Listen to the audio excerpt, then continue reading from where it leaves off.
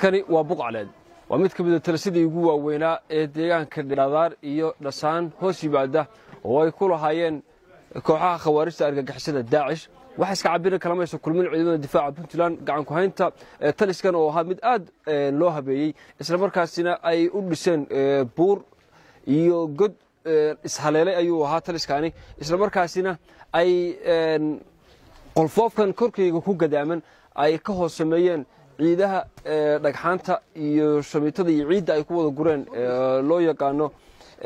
difaaca ayay ka sameeyeen qolal kala duwan oo aad u tiro badan ayuu leeyahay waana mid ka mid ah talisadii ugu waaweynaa kooxaha khawaarijtu ay ku lahaayeen Buqcaleed halkan waxa ay kooxaha khawaarijtu ku gubeen laba ka mid ah gaadiidka ay isticmaalayeen iska rogo Soomaalidu nooc ay u taqaano baabuurta iyo sidoo kale gaari xaajiyada ayay khawaarijtu ku gubeen sida aad ka arkayseen shaashadaha warbaahinta dawladda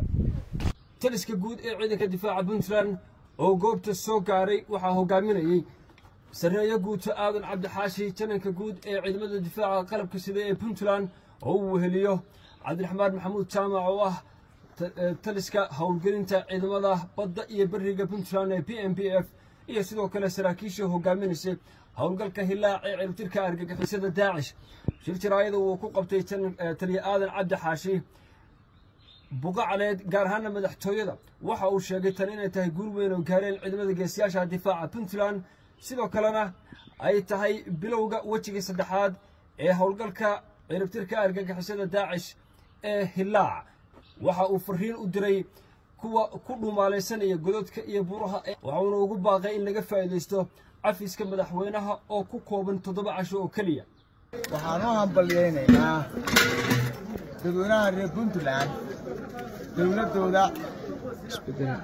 xukuumadda madaxweyne Saad Abdullaahi Dani ciidanka difaaca Puntland shacab weynaha jaaliyadaha bahda saxaafadda intii u danqanaysa arlada dalka iyo dadka Soomaali halkani waa markaskii dhexe ee shuurada Cabdulqaadir Muumin madaxa argagixisada Soomaaliya uu ku martigeliyay argagixisadii galbeedka Afrika waqooyiga Afrika iyo Middle East bariga jasiirada Carab dadku uga yeeray oo meeshaan ku halaagsamay meeshii ku martigeliyay weeye nin baa yiri leadership hadda ka hor daanyeerku meelayso korintay ma jeexsan Cabdulqaadir Muumin dan baa baday inuu ka helo waa ka gurigiisa deegaanka qiiqaya waa buuqo waa duntii calmiskeed weeye waa deegaamadii 2017 ay kaga hareen January ciidanka Puntland si wanaag maanta fursad u helay dawladda Puntland inay gaarsiiso nabad fayskii saddexaad sida madaxweynuhu ku dhawaaqay wuxuu noo bilowday shalay bal tan waxaa lagu dhameystirayay fayskii labaad insha Allah taala xarunta caafimaadka ku xigta halkaan waa gurigii suurada kani waa kii deegaanka chiefkiina waa kan waa loogu gelayaa boholaha meelaha tirsan waa ay ku sii harsan yihiin cafiskii madaxweynaha laga faa'iideysto dadka maxasta ah dhaawacyada caruuraha umulaha waxa la jiidayo maslaxadu ugu jiro in maaragtay ay marxaladan meeshay soo gaadhay hadii cafiska madaxweynaha 7 barihii dhamaad waxaan ballan qaadaynaa sida argagixisada qanuunka caalamiga ah waxa uu ka qorayo in loola dhaqmo hadii ilaahay طبعا fariinta waxaan u gudbinayaa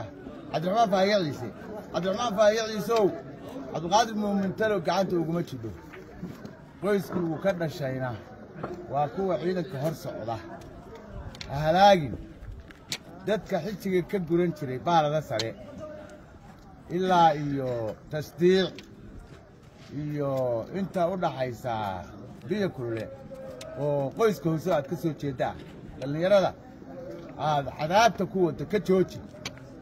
waxa ballan ilaahay Cabdulqaadir ciqaabta aad mudan tahay inaan laga hesho Cabdiraxmaan Faayiiciisow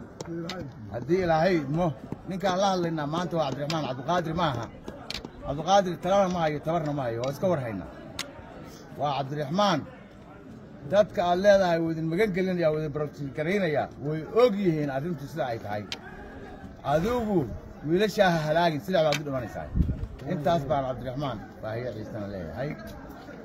ciidamada Puntland waxaan leeyahay hambaliyo guul